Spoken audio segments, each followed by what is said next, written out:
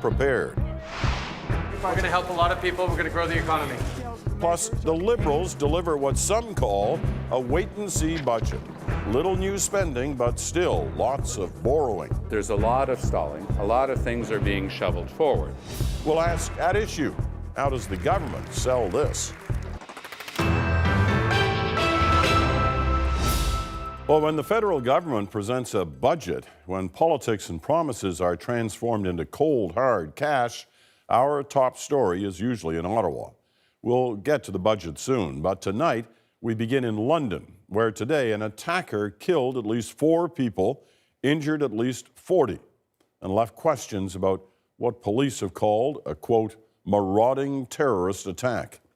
Around 2:40 local time, a car careened across London's Westminster Bridge, plowing into pedestrians before crashing into a railing. Then, steps away, around the corner from Big Ben, witnesses described a man dressed in black who stormed the grounds of Parliament, fatally stabbing a plainclothes officer. Before he could get any further, police shot and killed him. Margaret Evans has the story tonight from London. Margaret. Peter, the lights in the British Parliament just across the river behind me are now out. The police say they do know the identity of the attacker and that they believe he was inspired by what they described as Islamist-inspired international terrorism. The wild tear of police cars racing through central London sounded the alarm. An attack near Westminster, the heart of the capital and on the very doorstep of British democracy. Social media began to light up.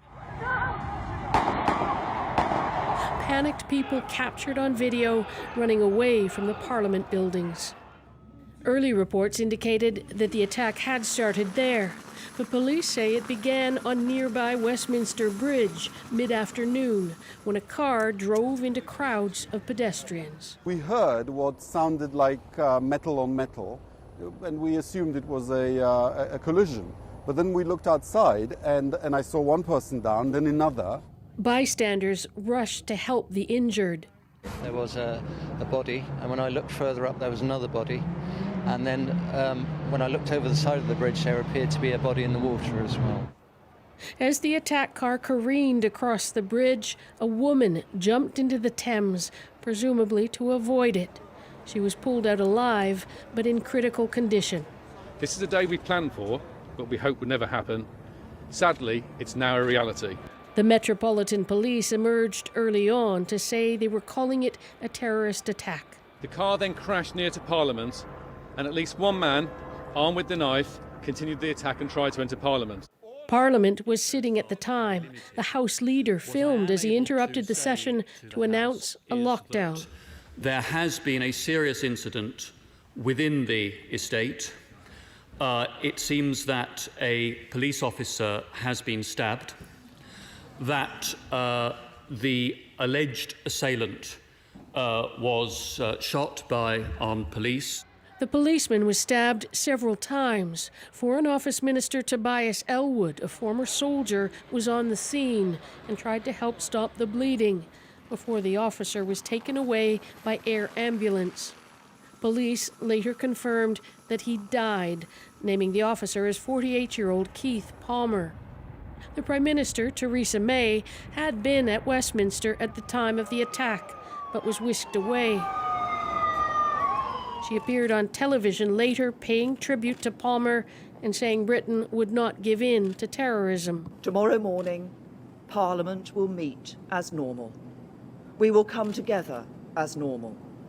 And Londoners and others from around the world who have come here to visit this great city will get up and go about their day as normal.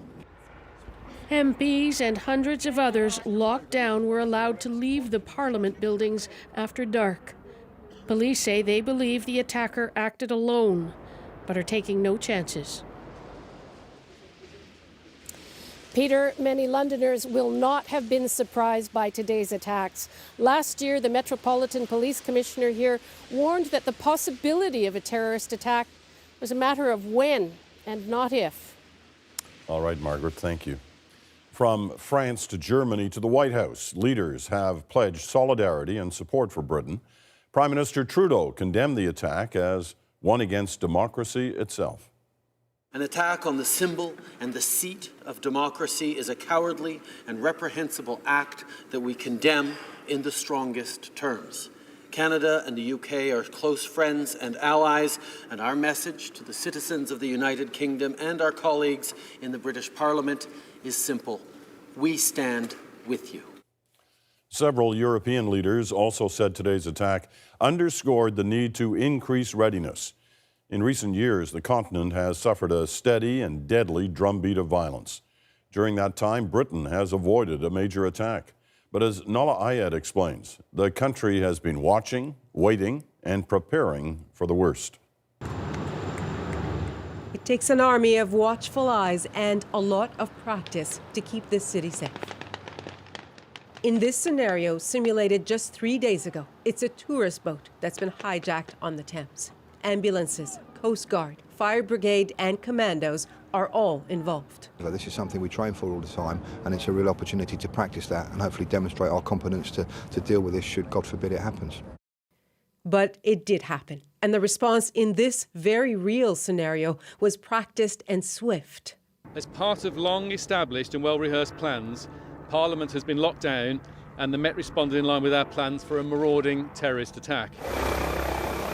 And as I was standing there, a Red Air ambulance came over, landed in Parliament Square, and then incredible number of security personnel, both obviously from the ambulance service, paramedics, but also suddenly plainclothes people in with masks on, with machine guns. So, you know, the quantity of armed personnel arriving was very significant very quickly. While attacks have been on the rise on mainland Europe, in places like Paris and Brussels, London has largely been spared. The last, the attacks of 7/7 in 2005. Since then, it's been smaller scale incidents like the slaying of a British soldier in 2013. But London, rich with world-renowned landmarks and endless tourist draw, is very much a coveted target. The threat level has been at severe for years, and not a year goes by without foiled attacks. And if you ask anyone in continental Europe, people working for intelligence, what country they admire the most in terms of their counter-terror capability, no one will hesitate to say it is Britain. Earlier this month, police revealed 13 Paris-style attacks had been foiled since 2013. Part of the secret is good intelligence and constant vigilance. Police have some 500 live counter-terror investigations going on at any one time. They now make podcasts on real stories of how they bring down plots. His kitchen was more of an explosive manufacturing laboratory than it was a kitchen in a traditional sense of the word. With every foiled plot, every attack abroad, London adjusts its posture, as it did again after an attacker mowed down shoppers at a Berlin Christmas market. But no amount of preparation or practice can stop a lone attacker or bring the risk to zero. But they're on it here, 24/7. Nala Ayed, CBC News, London. The attack comes exactly a year after the bombing of the Brussels airport, where 32 people were killed. Today in Brussels, officials of the European Union, even commuters on the metro, commemorated a moment of silence. So did residents of the Molenbeek neighborhood, which was home to terror suspects in both the Brussels bombing and the earlier Paris attacks. As we mentioned a few minutes ago, this was Budget Day, normally a day when Canadians learn about new programs, new tax breaks, or new taxes. But the Trudeau government's second budget has barely any new spending, no major new taxes, and it still has no plan to balance the budget before the next election. Some are calling this a wait-and-see budget. Wait and see what happens south of the border. What this budget does do is allocate the money it announced in last year's budget, and a lot of it is about getting ready for the future. There's a lot of money for skills development and training, for student loans, for helping more women to succeed in the workplace. And that's where the CBC's David Cochran begins tonight. The Honourable Minister of Finance. 1 year after hitting the big spending button, Bill Morneau is pressing pause. Budget 2017 is about creating good middle-class jobs now and in the years to come. Prime Minister, good afternoon. It's short on big spending, but Morneau's second budget is full of big ideas on where the economy is going. So he's betting on key industries he views as the foundation of Canada's economic future. In 6 economic sectors where Canada can lead the way: digital, clean tech, agri-food, advanced manufacturing, biosciences, and clean resources. There's nearly $1 billion to foster what the government calls innovation clusters in those sectors. The goal is to build mini Silicon Valleys here in Canada and have companies team up with universities and colleges to bid for government money to bring their ideas to market. Building those sectors is only one part of the plan. Morneau also wants to build a workforce to fill those jobs. There's money to teach computer coding to kids in grade school and to create co-op placements in the science and tech sector for university and college students. So the budget is a first step in a marathon towards an innovation economy. It's a good first measure. There's also money to help Canadians losing their jobs to technology through automation. Changes to the Canada Student Loans Program to support training for people who leave vulnerable jobs. Changes to employment insurance to let people who lose their jobs keep their benefits and go to school full-time. Previous budget had billions of dollars for all sorts of broad generalities, and without spending any more additional money, this budget is really about allocating that to where the Liberals see the greatest priorities. On those priorities, there are some eye-popping numbers in this budget. $11 billion over 11 years for a national housing strategy, with a special focus on vulnerable Canadians such as seniors and people with disabilities. $7 billion over a decade to create up to 40,000 childcare spaces if the provinces buy in. But that's really just spelling out how the big infrastructure money announced last year will be spent. This budget confirms that spending in Ottawa is completely out of control. That is a theme that you will see in looking at this budget, that there's a lot of stalling, a lot of things are being shoveled forward. There is something missing from this budget. The government had announced a large-scale review of Canadian taxes, but it only did some minor tinkering, eliminating a few tax credits, adding some small increases to alcohol and tobacco. But big decisions on big-ticket items, such as raising the capital gains tax, well, those have been pushed off due to concerns about Donald Trump. David Cochran, CBC News, Ottawa. Well, make no mistake about it, Trump is very much a part of this budget. The unknown around what the U.S. president has planned about taxes, trade, and more left Canadian officials in a holding pattern of sorts. Catherine Cullen has that. He may be playing nice with Canada so far, but Donald Trump is both powerful and unpredictable.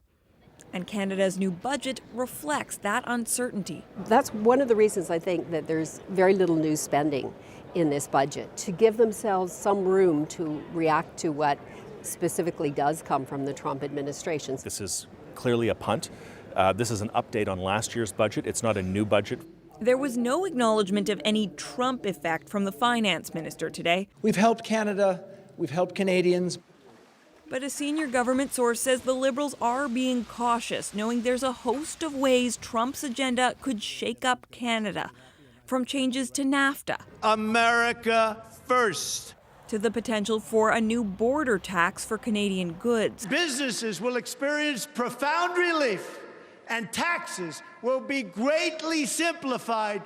To how Trump's pledge to lower corporate and income taxes could hurt Canada's competitiveness. When you compare the United States to Canada, increasingly we are falling behind, and that's a real problem for creating jobs in Canada. Working together in a seamless way is a very good thing for both of our economies. Justin Trudeau might simply need to find more money to help out struggling Canadian businesses. But in other scenarios, he would face pressure to back off some of his key promises. We raised taxes on the wealthiest 1%. so we could lower them for the middle class. Carbon pricing must be part of the solutions we put forward. There's going to be some painful decisions for us to make so that we can be competitive. Otherwise, we're going to lose jobs and opportunities to the Americans. It is far from clear, though, that Trudeau would choose to back off any of those key promises. As for when we might learn more, officials have already indicated that the fall update will be more than just an update. We could see the results of some substantive decisions there. Catherine Cullen, CBC News, Ottawa. The man at the middle of the budget is the Finance Minister, Bill Morneau, and he joins us tonight for a few minutes from Parliament Hill. Mr. Minister, how does it feel to likely know that you'll never have a balanced budget? Well, first of all, thanks for having me on your show, Peter. I think that what's important for us to talk about today is the continuation of our plan. We know that fiscal prudence is important. What you're seeing in our budget is an ambitious approach to helping Canadians that is also very responsible. So in talking about what we're doing fiscally, you can see that every dollar is being invested and that over time we're declining our debt as a function of our economy. And for us, that's important. But as you know, your government ran on a campaign of having a balanced budget before the end of a term. You've adjusted that over time, and today it's pretty clear you're not going to get there in this term and quite possibly into the next term. And some suggesting it could be 50 years before the country is in a balanced budget. Well, I'd like to take that back to when we were running. We faced a level of growth that was lower than we expected, and that really drove our economic situation. That was really because there weren't the investments made that we needed to make. So our plan is very much about, in the first instance, dealing with middle-class anxiety, what we started down the path with the more money for families and making sure that our Canada pension plan was robust enough for future generations. And now it's really about a long-term vision around investment so that we can actually deal with that growth rate. And that puts us in a continuing better fiscal situation if we can make sure that our growth is higher than it would otherwise be. You know, there are choices here that governments have to make. We saw today in Saskatchewan, the Finance Minister, Kevin Doherty, deciding they wanted to bring their deficit down. They hiked taxes, among other things. You chose a different route. Who's right, or is there any wrong in a situation like this? Well, I think our plan is clearly the right plan for Canada. I think the good news, Peter, is that we can see that it's working. We've seen a reduction in unemployment from the time we came into the office of 7.1% down to now 6.6%. We've seen 250,000 new jobs in the last 7 months in this country. That's the best job growth in the last decade. Okay, we're going to leave it at that, Minister. I do appreciate your time. Thank you. Thanks very much. And we want to just mention a few other measures announced in this budget. David mentioned changes to tax credits. That includes the transit tax credit. It's ending. At the same time, the government is extending eligibility for the tuition tax credit. There are some big developments for prospective parents. Women will be able to start their mat leave 12 weeks before their due date, up from 8. Once the baby arrives, parental leave can be extended to 18 months, up from a year. And in a nod to same-sex couples and single Canadians, anyone who requires medical intervention to conceive a baby can claim the same expenses as someone who is infertile. And finally, the Canada Savings Bond, around since 1946, is this budget's penny. It's being phased out as of this year. Well, it was Budget Day in Saskatchewan, too, as we just mentioned, where the provincial government is looking for cash, and lots of it. Struggling to pull out of deficit, Finance Minister Kevin Doherty hiked the provincial sales tax from 5% to 6%. Plenty of goods and services will also get more expensive. 570 jobs are being phased out at a provincially owned bus company. The budget also includes a pay cut for all public sector workers, 3.5% on average. All in all, Saskatchewan is trying to find another $1 billion or so in revenues. Canadian energy giant Enbridge announced 1,000 job cuts today after finalizing the takeover of a major American company. These new layoffs represent about 6% of the firm's total workforce. They'll be spread across the combined company. Even before the big merger, Enbridge was struggling to keep costs down as oil and gas prices remained flat. 1,000 jobs had already been cut over the past 2 years. 6 Nova Scotia males charged in the so-called Bridgewater Dropbox case pleaded guilty today. The teens, now aged between 15 and 18, admitted sharing intimate photos of local high school girls without their consent in 2015 using the Dropbox file hosting service. No trial will now be necessary, with sentencing set for July 31st. The prosecution was one of Canada's largest under legislation set up after cyberbully victim Ratia Parsons' suicide in 2013. A journalist with Vice Media has lost his appeal at Ontario's top court. Ben McCutch has been ordered to hand over notes and interviews to the RCMP. It's material he used for stories on an accused terrorist. Vice says it will now appeal to the Supreme Court of Canada. The CBC is one of the interveners in the case as part of a media coalition. In the United States, the Trump administration is facing a big vote tomorrow on the Republican plan to replace Obamacare. So it's been trying to shore up support for it. More than 24 Republicans are opposed or leaning against the measure. Moderates fear it would leave more Americans uninsured. Meanwhile, former Vice President Joe Biden joined Democrats this morning on Capitol Hill. The party is engaged in an all-out effort to block the Republican plan. It was 7 years ago tomorrow that Obamacare was signed into law. Straight ahead, will today's federal budget have an impact on your life? At Issue tells us who might feel it and who might even like it.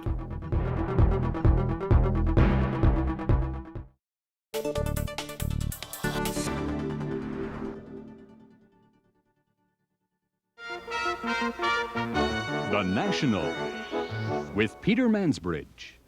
Good evening, good evening, good evening, good evening. I'm Peter Mansbridge, and this is The National. Well, we are a long way from our usual cozy studio tonight. It's about 3,000 kilometers that way. This is the Northwest Passage. We're in a shaft at the old Syndicate coal mines here in Spring Hill, Nova Scotia. These are unusual surroundings for the National. We're about an hour north of Fort McMurray, from Stratford, Ontario, in Delta, British Columbia, from Parliament Hill in Saskatoon, going live off the deck of an icebreaker in Vancouver. From Montreal, once again tonight, a city at the heart of a crisis in the cold. Do you worry about the ice? Yes, I do, yeah. What's going to happen if it all melts away? All jolly we miner men, and miner men are we. They've all worked the coal mines in Cape Breton. Now they sing to preserve the heritage and the folklore of the island's mining communities. Canada is still here tonight, but just barely. Quebecers have voted no to sovereignty. But of course, the story the whole world is watching is the historic switch to the year 2000. This is the day that Winnipeg has been waiting for, worrying about, even dreading. Good evening, I'm Peter Mansbridge from downtown Toronto. For the most part, an eerily dark Toronto. Good evening, I'm Peter Mansbridge, inside Vatican City. Good evening from the Netherlands, Baghdad. In Tiananmen Square tonight from London. In Vimy Ridge, France. From Kandahar, Afghanistan. Here in Berlin, there's another opening in the wall tonight, number 22. When the waves crashed ashore here and they didn't have far to come, there's the beach line. Our ride today is on an Israeli Air Force Black Hawk helicopter. That is the area that the suicide bombers used to get to some of their targets. Look at this. Those are the papal apartments just over on the other side. That's where the Pope lives. As night falls, we're back on the road, moving through the streets of Kandahar, and as always, on the lookout.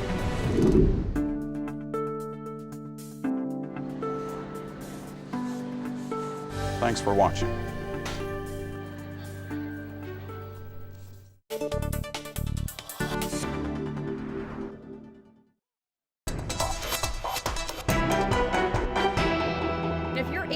Old today, what we found out in this budget is a confirmation that the federal budget will not be balanced until you're 50 years old, and you will be paying for the $1 trillion in debt. During what one hopes will be the one single Liberal mandate, they will have managed to rack up a deficit of $100 billion with nothing to show for it.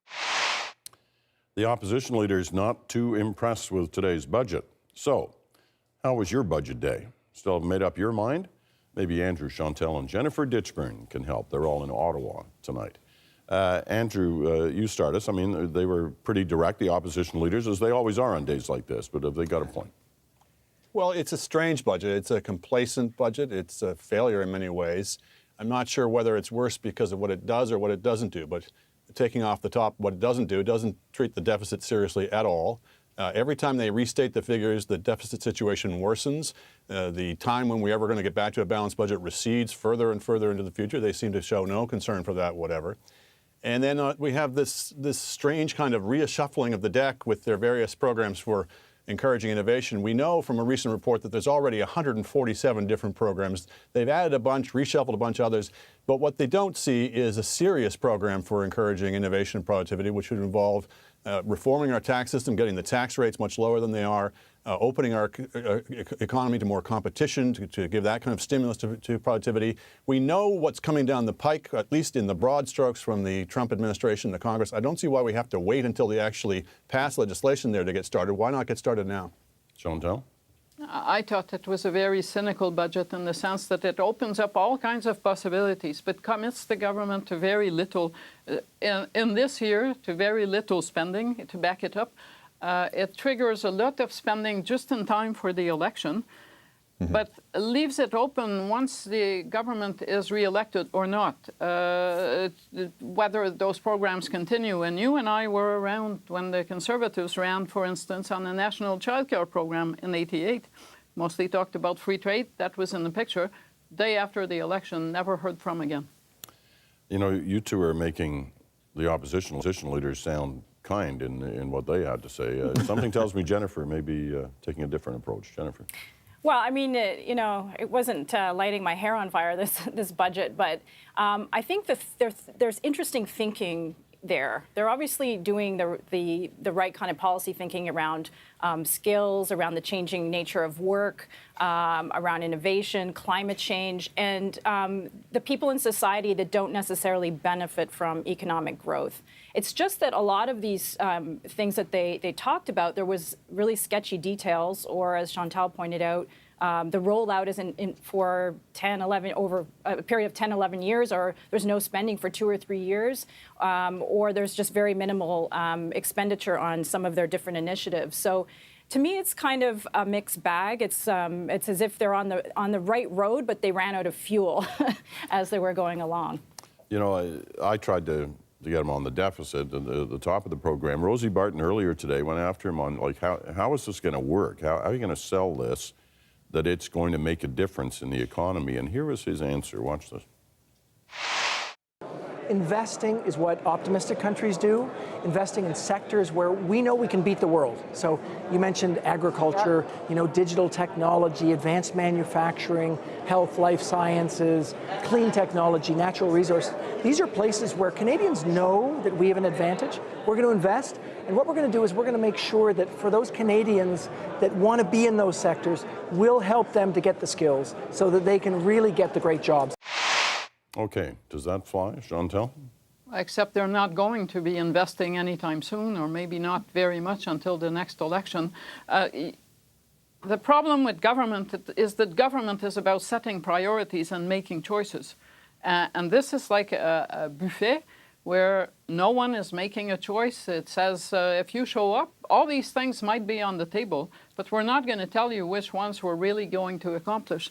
So at the end of the day, it sounds more like what they hope to be their platform for the next election than a program for a government that is actually in power. How do you sell, or can you sell, what they put on the table today? Jennifer? Well, I think there's a few areas that they could sell. It's just that, you know, the story is mitigated. So, for example, I think you can sell the fact that you're talking about putting a bunch of money into childcare. This is an issue that's important to women across the country. It cuts across class levels, income levels. But it's not nearly enough money that's needed to give the spaces that Canadian parents need. And the funding is over a long period of time, and they don't have an agreement with the provinces yet. It's sort of a wait and see what will happen. So I think if there was any selling point, it would be on the parental leave, change to parental leave childcare spaces, and also some changes to help for people who want to improve their skills. Those are the three areas that I think stand out. Andrew? I was struck by the minister's certainty that these were can't-miss, surefire, definite winners, these industries that he'd selected. If that's the case, then you would think people who are investing their own money would be at least as capable of realizing that as the government. So this enthusiasm for picking winners, which is, has a long and rather sordid history of handing out grants to businesses that can't hack it on their own, is not a particularly sterling track record. And why the Liberals have now decided that this is the height of innovative thinking, 1970-style industrial policy, is a great mystery. Oh, but it makes for great announcements and photo ops in an election campaign. That is very and it true. keeps people on side because money you don't have yet. And I've just come back from one of the multiple, stakeholders and other parties tonight. The money you don't have that's in the window keeps you saying nice things about the government in the hope of getting it. So it's politically palatable. It may not be terribly responsible. That's the thing, is they're spraying money in 500 different directions in little micro droplets, and every person who receives that money, there's no doubt they will be grateful, and as Chantal says, eager for more. But the sum total of the impact on the economy, and particularly when, as I say, productivity and innovation is absolutely a critical concern for the country. The government's right to identify that as a concern, but this approach is not going to be helpful. On the issue of the deficit, we saw today, as I pointed out to the minister, two very different approaches to deal with the deficit. Saskatchewan government, which has obviously a much smaller deficit, but they decided to attack it today, raising certain taxes, doing a few other things. This government, no, they're not going after the deficit. At least they're not going after it yet in any significant way. Is there a right and wrong anymore on the deficit issue, Jennifer? Well, they seem to be focused on the debt to GDP ratio, and according to their projections, that's not going to change. And they've sort of boxed themselves into, okay, we're going to keep it at, well, I think it's around 30% or 31%. So I think they've kind of, deficit is a word that they just don't use anymore. But it's difficult to cut spending. I mean, when you leave things underfunded, you get into a situation where, like we have now, where children who live on reserves in Canada aren't getting the same welfare treatment as children who live in different provinces. I mean, where are you going to cut? That's the problem that every government has. And we have to admit, there were areas in government that were left underfunded for a long time, and they had to be addressed at some point. It is called making choices, though, and that is what governing is about. And this budget is free of any choices. At some point, it leaves the federal government at the mercy of whatever happens to the world economy and interest rates. It also builds up, and this budget offers little structural that will be staying. They're all things that you can say, well, this deficit now is out of control, so I'm not going to do any of these things. And in the end, you will have squandered a lot of money, built a deficit, and gotten very little in return. All right, Andrew. You love talking about parliamentary reform, and in a way that became an issue today as the Conservatives delayed the budget for about a half an hour because they're upset about the way the Liberals are going about trying to change some of the process arrangements inside Parliament. There's a number of them. Here's how Rona Ambrose explained why they did what they did. Look, the opposition parties, all of us, are shocked at the Prime Minister's level of arrogance in his desire to push through changes in our democratic House of Parliament to make it so he centralizes his power. Trudeau centralizing his power is the accusation of something he said he would never do, like his father had done in the 1970s. Have they got an argument on the way this is being put forward, the changes to the process, everything from question period, timings, and a variety of other things? Yeah, they've got an argument both on the substance and the process. We've learned, I think, that there's a difference between what Justin Trudeau says and what he does on many occasions. And particularly, we've learned, I think, to be cynical about his approach to democratic reform after the electoral reform debacle. We were quite properly outraged, those of us in the media and on the opposition benches, when the Harper government tried to pass the Fair Elections Act, so-called, without getting all cross-party consensus on something that affected every party. We see something of the same here, where they're trying to ram through changes to parliamentary procedures in the name of quote-unquote efficiency, many of which would either restrict the ability of Parliament to debate matters or to ask questions. So, for example, the Prime Minister would only ask her questions once a week rather than every day. Substantively, I think there's real questions there. But as I say, to be just pushing ahead without getting buy-in from the opposition parties is pretty bad form. And I can see the opposition parties feeling they have to raise the alarm about this because people aren't really paying attention to this. So maybe this was their opportunity today. Jennifer? Yeah, I mean, it's a day where there's so much attention focused on the news because of the budget. It would seem like it was a good opportunity, as Andrew said, to bring attention to the issue. And it does fly in the face of what they came to government on, a message of doing politics differently. I mean, boy, every government says this. Yeah. But it's, it's pretty early into the mandate where they're already doing things from such a sort of, top from the king down kind of approach, I guess. Of course, I suppose they could argue that this is one way of doing politics differently, some of the changes that we're doing. But Chantel's not buying that, but you get the last word, Chantel. Well, this reform and the approach to it will not make Parliament more meaningful. It will make getting stuff through Parliament more convenient. I can't see that that's a great approach. A majority government has already quite a lot of power without abusing it by changing the rules in the House without a consensus basis. All right, we're going to leave it at that for this week. Jennifer, good of you to join us, as always. Chantel and Andrew both in Ottawa. They were in the lockup today, reading the budget and getting briefed just so they could do At Issue tonight. Thank you both. At Issue gets its regular Thursday night off tomorrow, but we'll be back next time. Right now, stay tuned for this. We visit the first school to reopen in Mosul as Iraqis describe what life was like under ISIS. Plus, we remember the creator of The Gong Show. Was Chuck Barris actually ahead of his time?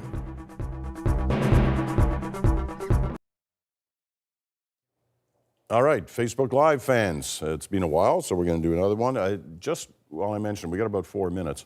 But Friday night out of Charlottetown, we'll be doing a Facebook Live, an opportunity for you to watch in front of a live audience. We'll go probably for an hour and a half, maybe even 2 hours. We'll take their questions, but also your questions. It should be a lot of fun. You may recall we did it in Vancouver a couple of weeks ago. All right, questions. Alejandro Massari. Peter, are you down with the cold or flu today? What was your first clue on that? Yes, I am, but thank you for caring. Penny Torrance, Anda. What do you think of the budget? I think it's a great story. That's why we've devoted so much time to it. Jesse Mercier asks, what is the government doing in regards to the military budget? You want to go to the papers and see this, but a number of big-ticket military items have been delayed. Could be for more than a few years in an attempt to get them off the books, and we're talking about millions of dollars there. Sheila Sarah Quinn asks, what's your favorite team in hockey and why? 2, Winnipeg Jets, Toronto Maple Leafs. It's a long story. I'll tell you sometime. Mike Weatherall asks, would you ever run for PM? I am PM. PM, right?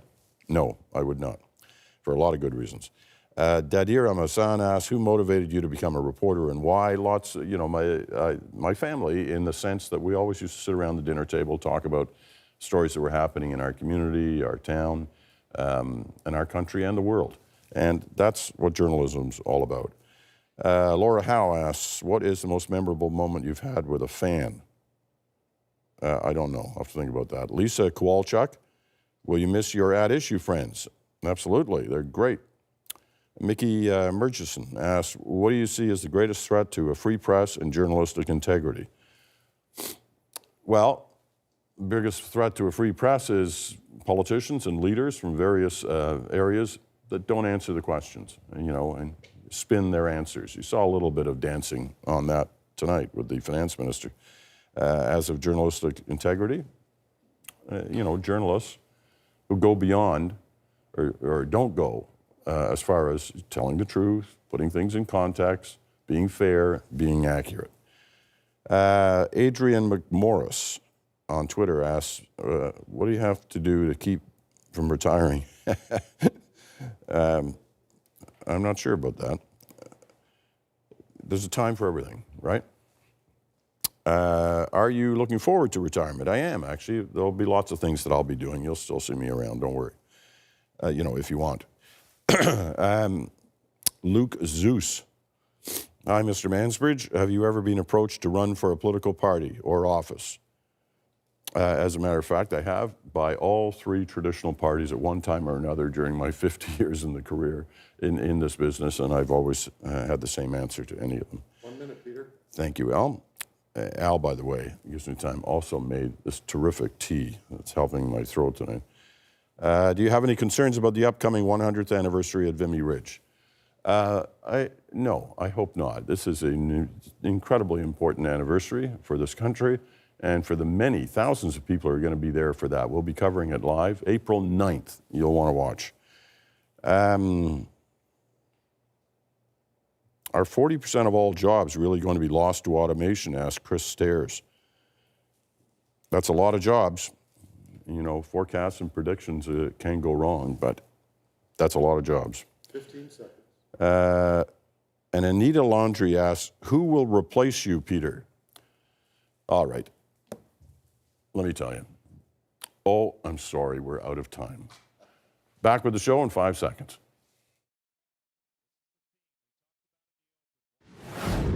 Degradation of ISIS is not the end goal. We must defeat ISIS. Well, that's U.S. Secretary of State Rex Tillerson, underlining the Trump administration's harder line against the extremist group. Today, he addressed foreign ministers from the coalition to defeat ISIS and laid out a short-term goal: use ceasefires to create what he called interim zones of stability. That, he said, would let refugees return home. Well, that may sound like wishful thinking on a day like today. In Iraq, coalition forces now control much of the city of Mosul, but this morning, at least 5 citizens in the West End were killed by ISIS shelling. In safer parts of the city, people are slowly reclaiming the daily life put on hold by the extremists. Our Derek Stoffel takes a look at that. Recess time. At this elementary school, the first to reopen in Mosul. Friends who hadn't seen each other, in some cases for more than 2 years, together again. I was so happy when school started again. Ahmed Firas is 13. While ISIS controlled Mosul, he stayed at home. He says his days were long and boring, filled with fear. I was scared because they even killed children. If they saw someone outside at prayer time and he was not in the mosque, they would take him out and lash him and kill him. Ahmed wants to be a doctor, but he's worried about his reading skills after 2 years of no classes. For those children who did go to school, ISIS taught war and hate. The militants apparently even barred the plus symbol in math class, as it resembled a Christian cross. They were so bad, they destroyed us.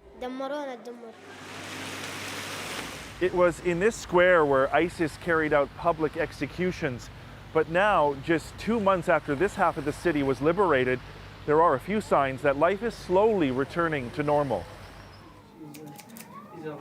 Men are trimming their beards.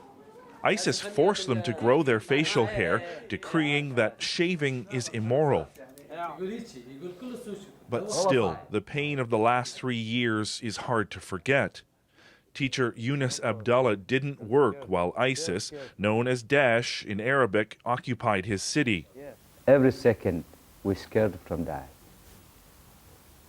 When anyone knock the door, we think they are come to us, maybe kill us. Abdullah and his extended family are now safe in eastern Mosul. They fled the western side of the city a week ago as the bloody battle to defeat ISIS rages, bringing with them stories of savagery under the jihadists. If you find you have a cigarette in your pocket or you are smoke, they'll take you to prison.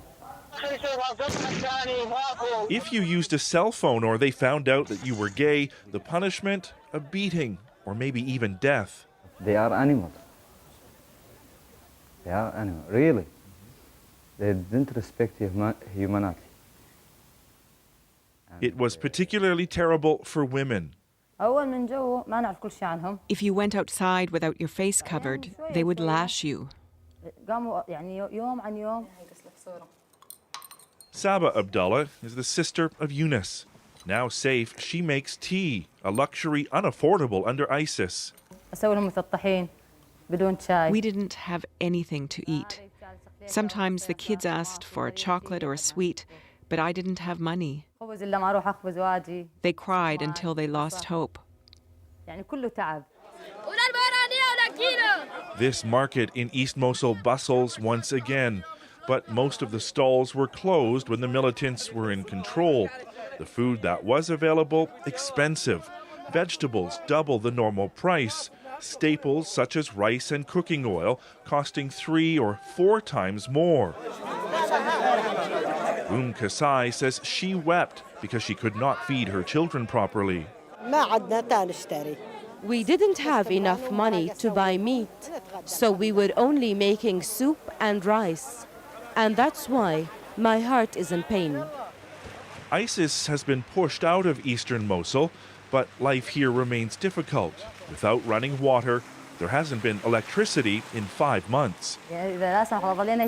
If it remains like this, we will die.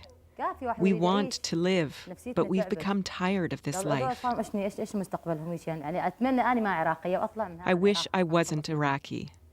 I wish I was born somewhere else.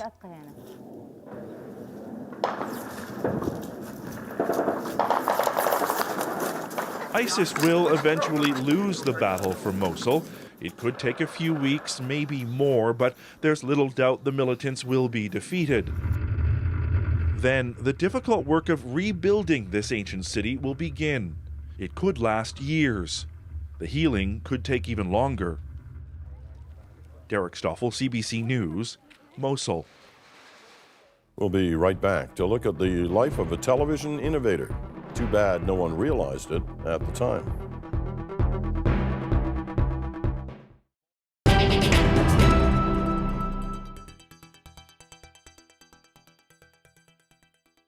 This is Niagara Falls, and if you've noticed a little more foam at its base lately, perhaps it's mainly because of the beer.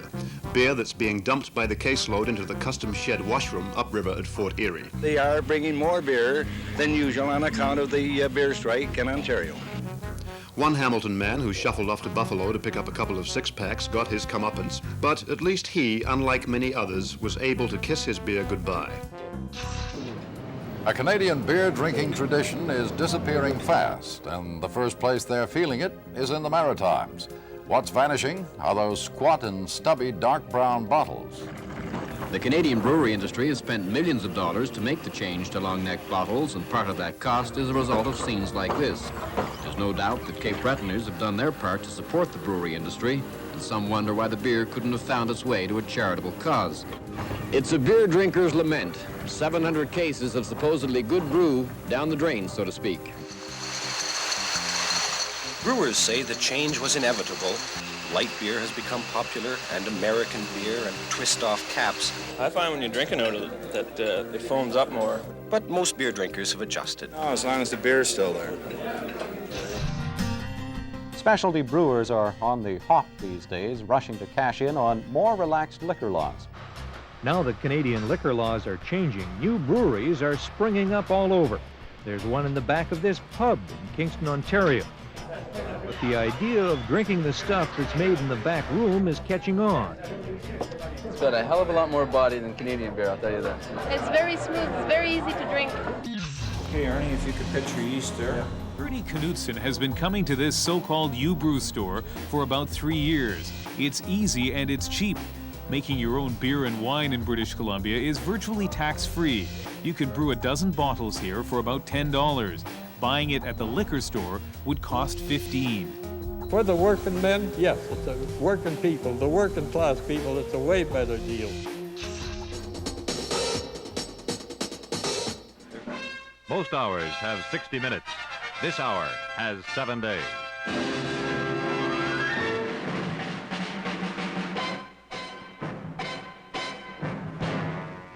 Tonight, Ralph Nader charges the Detroit car companies with running risks that can't hurt them, but do hurt us. I could give an example of the Buick Roadmaster in 1953. The one with power brakes came onto the market, many thousands of them, with a defective braking system. Now, You mean in the 53 Buick Roadmaster, with power a driver brakes. would literally go from normal brakes to no brakes like that? That's right. This is documented in court records, which is very interesting. It shows you that the only way we find out about these things is through the cumbrous process of the judicial system. So what you want to do is make an overwhelming systematic case to overcome the resistance of industry. The stronger a case you make, the more scientists you have working on the project on an independent, objective basis, the more overpowering the forces of humane automotive technology will be.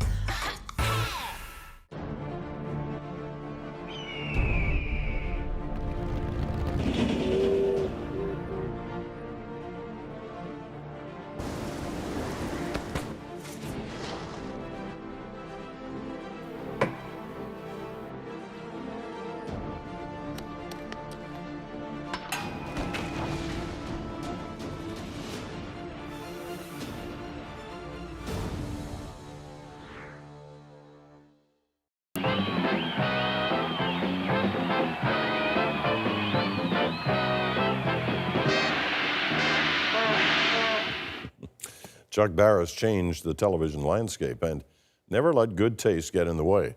The host of The Gong Show and the creative force behind a slew of hit game shows has died at the age of 87. His were programs that pushed boundaries, and as the CBC's Eli Glasner explains, their impact is still being felt today. The delectably dangerous Mr. Chuck Barris. They called Chuck Barris the king of schlock, but this king reigned over television in the late 60s and 70s. First as a program director with an idea for a game where suitors competed for a date. He wears his clothes kind of funny. Yeah. And he's got his tie kind of out of place. And besides, he's got a funny nose, too. Number 2, is that true? Barris followed up the dating game with a naughty show about newlyweds. On your wedding night, were you a bad boy or a good boy? Bad boy. In 1976, Barris hit his stride as the creator and host of The Gong Show. The formula was simple. 3 judges, lots of contestants, more terrible than talented, with Barris there to console them after they got gonged. I think I heard the dulcet tones of the gong. It was way ahead of its time, and I think a lot of people didn't know what to make of it, so they called it schlock. But I think it was doing the kinds of things that sophisticated comedy would do with Andy Kaufman and Steve Martin and some of those characters. Behind the scenes, Chuck Barris was quite the character himself. George Clooney directed the movie Confessions of a Dangerous Mind, which was based on Barris's biography, where he claimed to be a CIA hitman. Speaking with Connie Chung, Barris said he did apply for a job at the agency, but... No, I was never a CIA hitman. Right. I never did those things.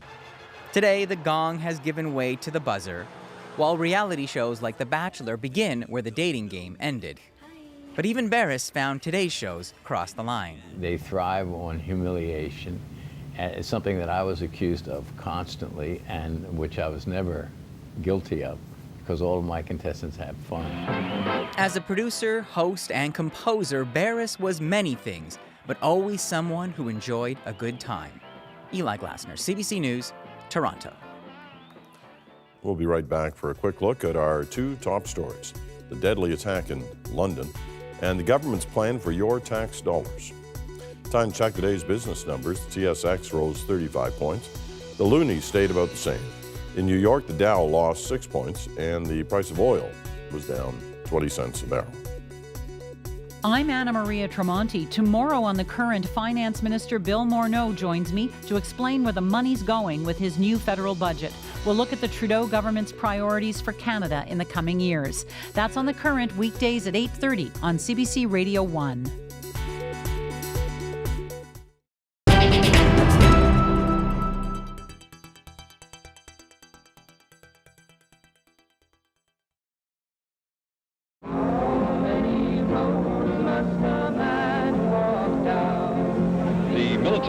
Say they have never seen anything like it around the Lincoln Memorial, or for that matter, anywhere else here in the capital of the United States. Lift our nation from the quicksands of racial injustice to the solid rock of brotherhood. Now is the time. This park area on the Washington Mall, right underneath the Capitol Dome, has been the gathering place for many demonstrations, but none quite so strange as this collection of uniformed veterans, complete with medals and toy machine guns. The anti-war movement in this country is an ever-changing phenomenon. You never know quite what to expect next. William H. Carroll from Atlanta, Georgia. 26 air medals and all the other stuff that goes with it. Washington was the scene today of the largest anti-nuclear demonstration ever held in the U.S. 468, we don't want to radiate. 468, we don't want to radiate. If you're not building for the future, you're stealing from it. They call the Supreme Court decision a tragic mistake. And on this, the 10th anniversary of legalized abortions, 26,000 marchers vowed to begin a second decade of protest.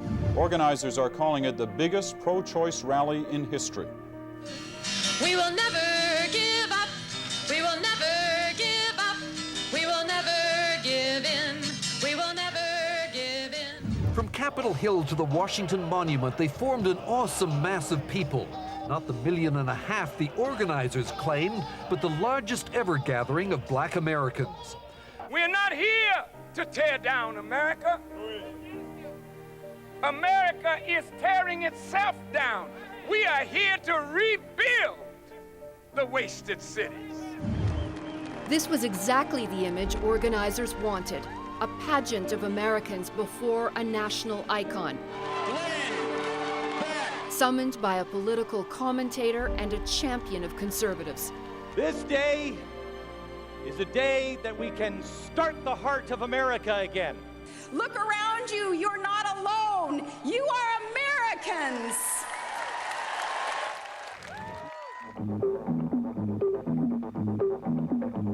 The National.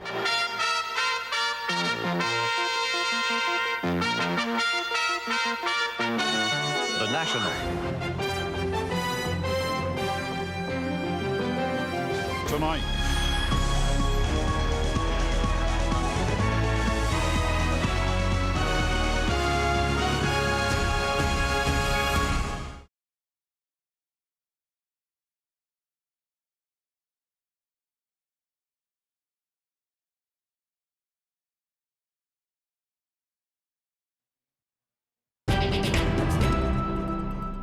Well, before we go tonight, one last look at today's top stories. Starting in London, where a deadly attack unleashed chaos near the Houses of Parliament. I'm doing it now.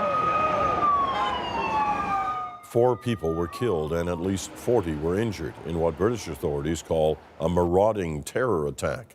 The assailant plowed a car right into a crowd of people on Westminster Bridge.